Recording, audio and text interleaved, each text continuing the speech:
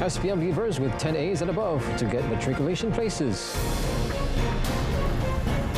No increase in price of sugar.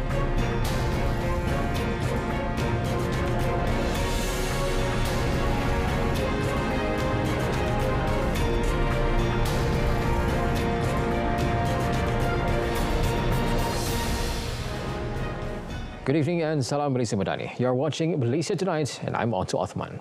All Sijil Pelajaran Malaysia SPM leavers who obtained 10 A's or more, regardless of race and region, will be offered the opportunity to further their studies at the matriculation level starting this year. Now, this was assured by Prime Minister Datuk Sri Anwar Ibrahim, who said the decision, which Cabinet agreed to a meeting on Friday, would not affect the existing quota for Bumiputra students. Hari Jumaat lalu, Jemaah Menteri telah bersidang mendengar keluhan rakyat, melihat, mengkaji, meneliti usul dan cadangan penyelesaian. Dia tidak boleh gopoh. Dia tidak boleh lakukan satu tindakan yang akan meminggirkan satu kelompok. Jadi tahun ini Kerajaan Madani telah buat keputusan yang sangat berani. Mulai tahun ini.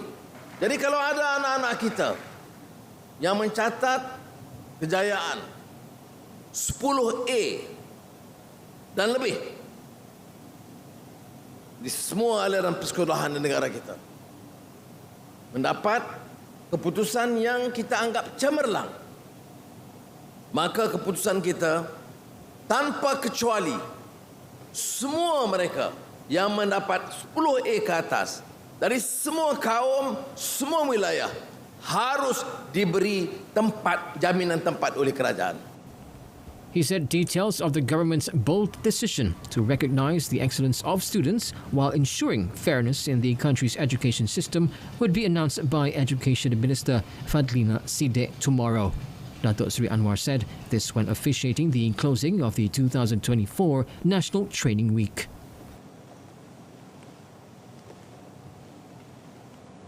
On another note, the Prime Minister congratulated the Sultan of Kedah, Al-Aminul Karim Sultan Salihuddin Sultan Badli Shah, on the ruler's 82nd birthday today. In a post on X, Datuk Sri Anwar also prayed for Sultan Salihuddin, the Sultanah of Kedah, Sultanah Malihah Tengku Arif, and the entire royal family to be blessed with the grace and guidance of Allah Subhanahu wa Ta'ala and to remain in good health, prosperity and sovereignty. The Prime Minister today also headed the list of 238 recipients of state honours in conjunction with the Kedah Sultan's birthday.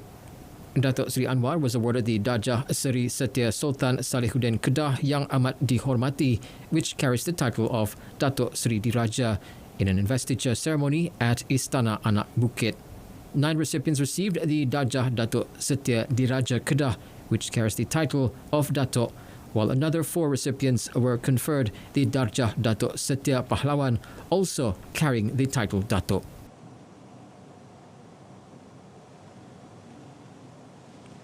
The government has assured that there have been no increases in sugar prices in the market so far. Deputy Domestic Trade and Cost of Living Minister Fuzia Saleh said no decisions have been made at the cabinet level to raise sugar prices, a clarification that has been reiterated in Parliament on numerous occasions. Fuzia explained that speculation about a potential price hike emerged last April following industry complaints that prompted requests for a price increase, citing losses of 88 cents per kilogram of sugar produced. To address this, the government has provided monthly incentives totaling 42 million ringgit to stabilize supply prices. This measure aims to prevent production stoppages due to financial losses. In April, KPDN announced that the government would decide on mechanisms to stabilize sugar supply, including pricing considerations in the second quarter of this year. Minister Dato' Armizan Muhammad Ali indicated that evaluation of potential mechanisms includes proposals for maintaining sugar stocks, providing subsidies, or adjusting the controlled price, currently set at 2 ringgit 85 cents per kilogram. The Health Ministry has yet to receive any further information regarding cases of streptococcal toxic shock syndrome, or STSS, currently affecting Japan. Now, Health Minister Datuk Seri Dr. Zulkifli Ahmad said the World Health Organization has yet to provide updates on the information. Jujurnya belum ada apa-apa perkembangan dan update on this. Saya mengambil sikap bahawa ia bukan satu yang merupakan satu health, public health challenge atau public health yang mutlak. WHO tidak juga memberikan apa-apa update ataupun kemaskini maklumat tentang perkara itu. Jadi saya ambil sikap bahawa ia bukan satu cabaran, not the public health hazard ataupun risiko dalam konteks hingga saat ini. Previously, Datuk Seri Dr. Zulkifli reportedly said that Malaysia would obtain information and input related to the STSS cases in Japan from the World Health Organization, or WHO. He emphasized that all input obtained is to ensure that the ministry implements preventative control measures in Malaysia. Now, according to the Xinhua News Agency, citing the National Institute of Infectious Diseases, Japan has recorded over 1,000 cases of STSS this year. STSS, also known as severe invasive streptococcal infection, is a sudden onset disease caused by group A streptococcus. Early symptoms typically include sore throat, fever, loss of appetite, diarrhea, vomiting, and other gastrointestinal issues, as well as septic symptoms like low blood pressure.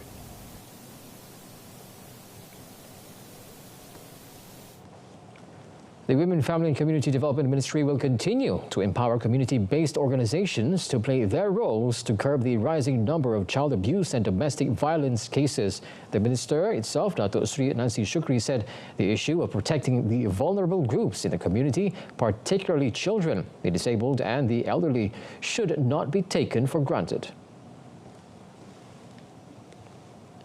She said that the task of protecting them is the shared responsibility of all parties at all levels, especially in the local community. As such, the ministry will empower these organizations by providing them with grants to mobilize their roles as the ministry's strategic partners. Kadang-kadang kita dapat melihat aduan adalah datang daripada komuniti setempat kerana ia menunjukkan kejayaan dari segi apa yang telah kita war-wankan kepada masyarakat, dan kita tidak akan berhenti, dan ini akan menjadi satu usaha berterusan. Kita menumpukan kepada daerah dan kampung kerana kalau berlaku sesuatu di satu-satu tempat, mereka akan seharusnya, ketua masyarakat di kampung itu seharusnya tahu, bertindak. Memang itu tugas mereka.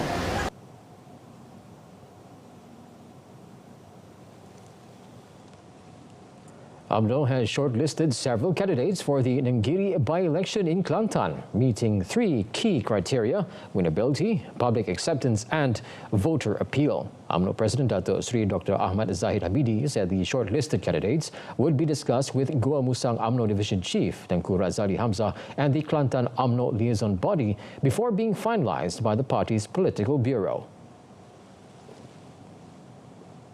Elaborating, Datuk Seri Dr. Ahmad Zahid said he believed that the shortlisted names meet the key criteria and he only needs an endorsement from the political bureau before announcing the decision. Dan saya yakin parti-parti komponen di dalam kerajaan perpaduan akan turut membantu calon UMNO yang mewakili BN nanti sepanjang tempoh kempen pilihan raya kecil di Nenggiri nanti. It is understood that three names were shortlisted by UMNO Gua Musang to be submitted to the party leadership as candidates for the Nenggiri by-election, which was decided at the Gua Musang UMNO Division meeting yesterday.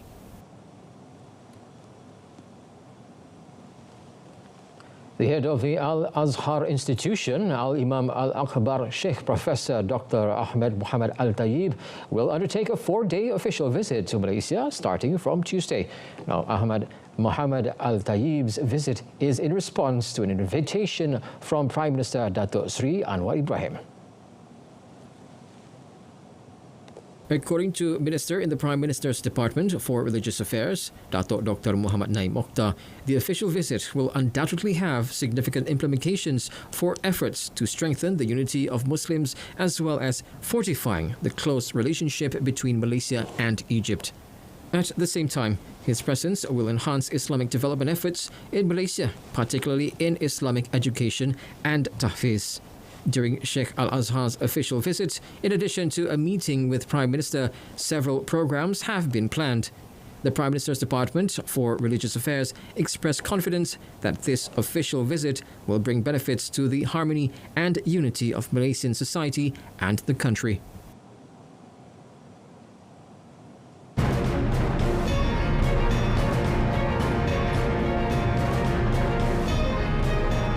In business, contractors face action for jendela delay in Sabah, Sarawak. Stay with us.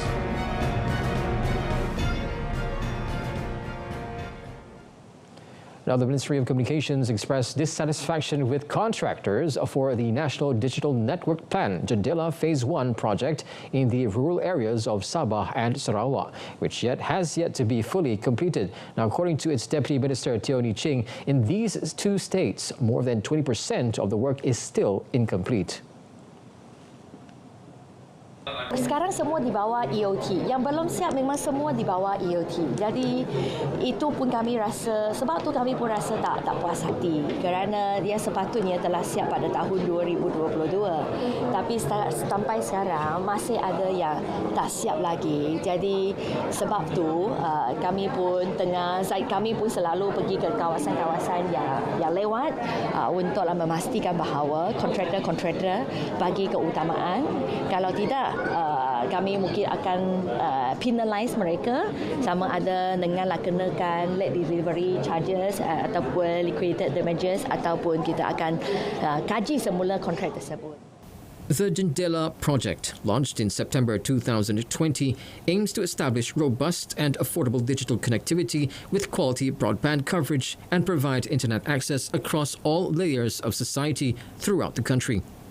Phase 1 of the initiative, which ran from 2020 to 2022, has achieved its initial targets, including reaching 7.74 million premises, achieving 96.9% 4G coverage in populated areas, and a broadband speed of 116.03 megabits per second. Now, as 2024 marks 5 decades of diplomatic relations between Putrajaya and Beijing, it is noteworthy that Malaysia holds the distinction of being China's inaugural palm oil exporter, a milestone achieved in the mid-1980s. Now, from seeds to very friendship, these two Asian nations have established fruitful business rapport, expanding beyond crude palm oil exports to encompass strategic collaborations in downstream processing with sustainability at its core. Malaysian Palm Oil Council Chief Executive Officer Belvinda Sron said with a population of 1.4 billion, China is undeniably an important market for Malaysia.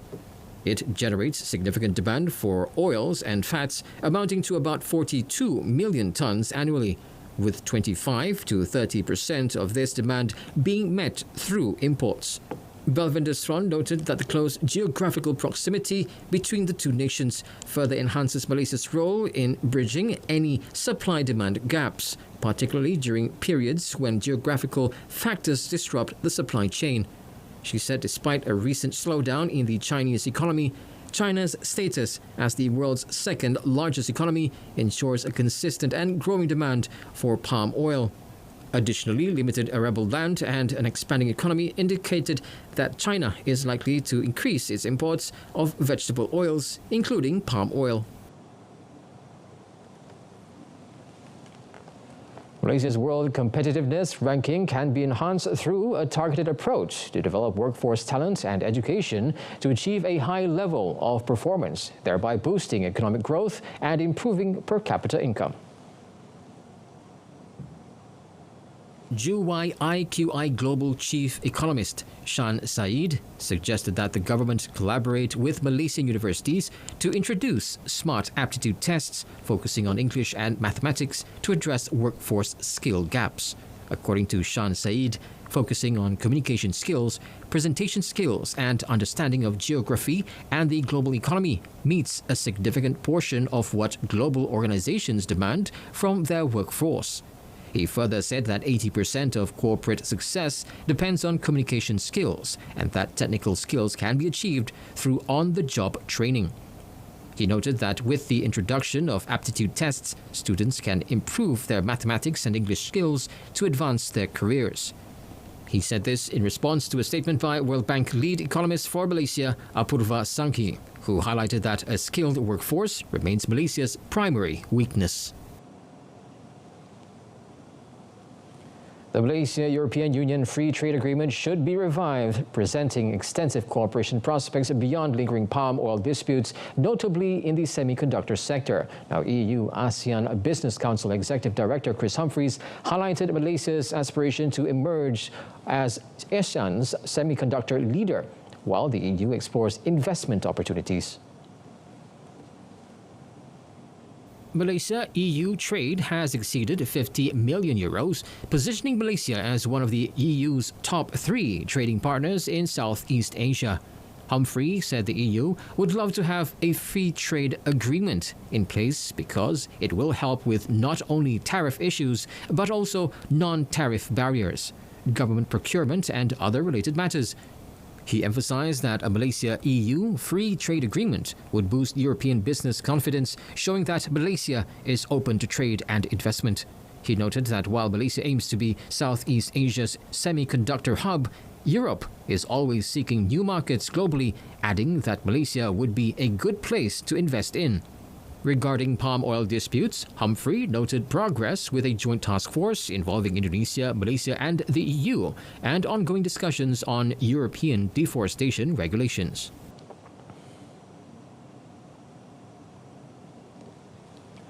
Now, the Malaysia External Trade Development Corporation, or MATRADE, will organize the Export Day 2024 program across 6 locations in the country starting in July. They include Melaka, Pulau Pinang, Kuala Lumpur, Sarawak, Perak and Selangor. In a statement released today, MATRADE announced that the event will first take place at MITC Aikroh in Melaka from 2nd to 3rd July, followed by Pulau Pinang from 22nd to 23rd July. To date, over 73 participants from 45 micro, small and medium enterprises, MSMEs, have registered to participate in the Melaka Export Day 2024. The program aims to provide MSMEs in Malaysia with practical information on basic export guidelines from government and private export promotion agencies. Additionally, MSMEs will be introduced to government assistance and services offered by various players in the country's export ecosystem to facilitate their entry into exporting. Export Day 2024 is MATRADE's annual exporter development program held in collaboration with state governments and the agency's strategic partners. Now, Bank Islam Malaysia Berhad is optimistic about achieving a higher net profit for the financial year ending 31st December 2024, banking on better growth in fund-based income coupled with its cost optimization strategy and resource efficiency. Group Chief Executive Officer Datuk Muhammad Muazzam Muhammad said the country's first Islamic banking group had recorded strong profit in the first quarter of this year, and this momentum is expected to continue into the remaining quarters. He said the group aims for its net income margin to be closer to about 2.2% this year, significantly contributing to the fund-based income, the main portion of Bank Islam's total income. In the first quarter ended 31st March, Bank Islam's net profit rose 9.4% to 129.17 million ringgit, thanks to higher net income and lower net allowance for impairment on financing, offset by higher total overheads. Datuk Muhammad Muazzam attributed Bank Islam's optimism to better first quarter earnings and increased consumption expenditure driven by higher projections in the country's economic growth rates. He maintained the group's targeted financing growth of 7 to 8% this year, supported by the overnight policy rate remaining unchanged for the latest quarter. Co-op Bank Pertama Malaysia Berhad CBP announced a dividend rate of 6.50% for ordinary shares and 6.78% for preference shares for the financial year ended 31st December 2023.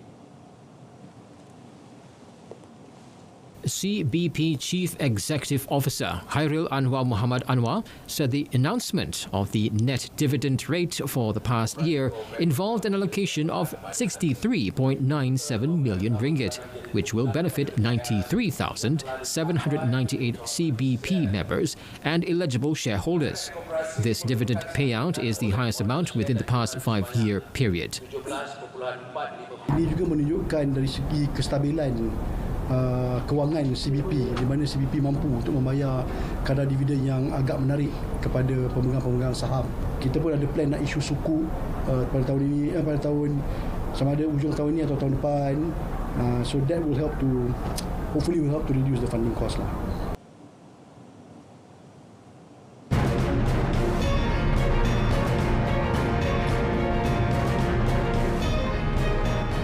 On the foreign front, North Korea condemns drills by South, US and Japan as Asian NATO. Stay with us.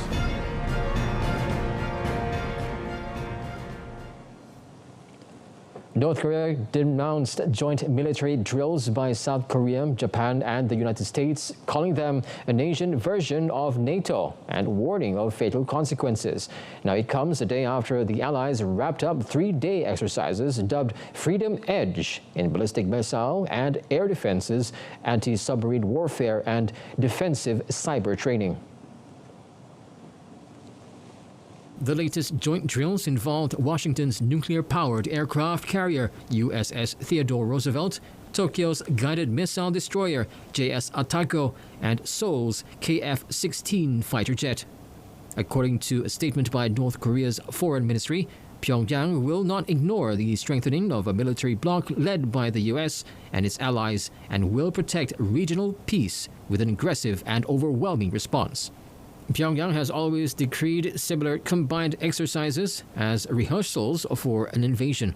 Seoul rejected Pyongyang's accusations, stating that the latest exercises are a continuation of defensive drills held regularly for years among the three allies. French voters headed for polls in the first round of a snap legislative election, which could see the far-right party of Marine Le Pen take power in a historic first. The vote could put the far-right in power in France for the first time since the Nazi occupation in World War II. Polling stations open across mainland France at 8 a.m. and will close 12 hours later, immediately followed by projections that usually predict the result with a degree of accuracy. Some 49 million people are eligible to vote. Elections for the 577 seats in the National Assembly are a 2-round process. The shape of the new parliament will become clear after the second round on 7th July. Final opinion polls have given the National Rally Party, or RN, between 35 and 37% of the vote, against 27.5-29% for the left-wing New Popular Front Alliance, and 20-21% for President Emmanuel Macron's centrist camp. If the RN obtains an absolute majority, party chief Jordan Bardella, Le Pen's 28-year-old protégé with no governing experience, could become prime minister in a tense cohabitation with Macron. Palestinians mourned victims of an Israeli strike on Rafah, which killed at least 6 people. The strike, local authorities said, hit the house of the Zurub family, killing 6 of its members. Dozens of relatives paid their respects before the bodies, which were wrapped in white shrouds, and then carried them in their arms to prepared graves. The Israeli offensive has so far killed nearly 38,000 people and has left the heavily built-up coastal enclave in ruins. One person was killed and 5 others wounded in northeastern France when several masked gunmen opened fire at a wedding ceremony. Sources suggested that the attack in the northeastern city of Thionville was linked to a settling of scores between drug traffickers. The shooting took place at a reception hall overnight Saturday to Sunday, with around 100 people in attendance. 2 people were seriously injured and one of them was in a critical condition. The perpetrators of the shooting have fled the scene.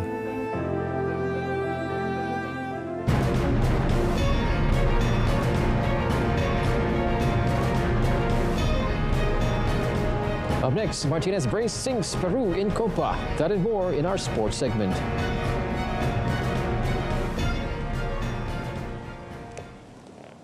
Lautaro Martinez struck twice in the second half to help Argentina's second string beat Peru 2-0 at the Copa America and finish top of Group A, knocking Peru out of the tournament.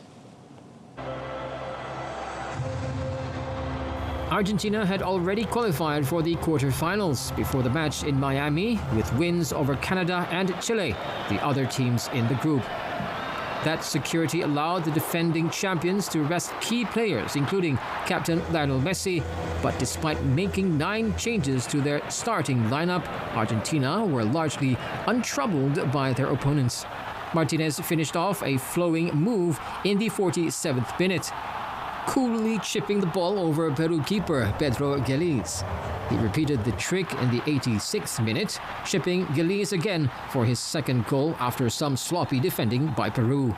Argentina had a gilt-edged chance to extend their lead when they were awarded a penalty for handball in the 72nd minute. But Leandro Paredes smashed his spot kick off the post. Another Group A match, Canada played out a goalless draw with 10-man Chile to claim second place in the group and progress to the quarterfinals, while the Chileans finished third to exit in the group stage for the first time since 2004. Chile, who needed to win and have other results go their way, had their uphill task made even harder after Gabriel Suezo was shown a second yellow card in the 27th minute for bringing down Richie Laguia. In a game where chances were few and far between, Chile goalkeeper Gabriel Arias did well to keep out shots from Canada's Stephen Eustachui and Tajon Buchanan, while Canada stopper Maxime Crépieux made a smart save to deny an awkward deflected effort from Alexis Sanchez. Canada thought they had taken the lead in the second minute of stoppage time through substitute Tani Oluwayesi, but the goal was ruled out for offside.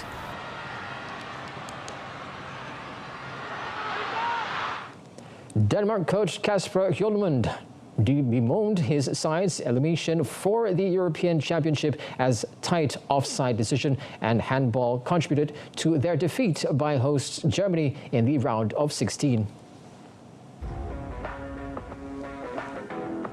The Danes had the ball in the net first, but Joachim Andersen's effort was ruled offside when the passer Thomas Delaney was found to have been centimeters offside. 15 minutter. Overlevede den. Det var ren overlevelse at komme ind i kampen derfra. Fra 15 og hjem synes jeg, at det er en ligekamp, som helt rigtigt bliver afgjort af 2 kendelser. Jeg sidder med billedet her af det ene. Var kåret 1 centimeter. 1 centimeter, som man leder efter.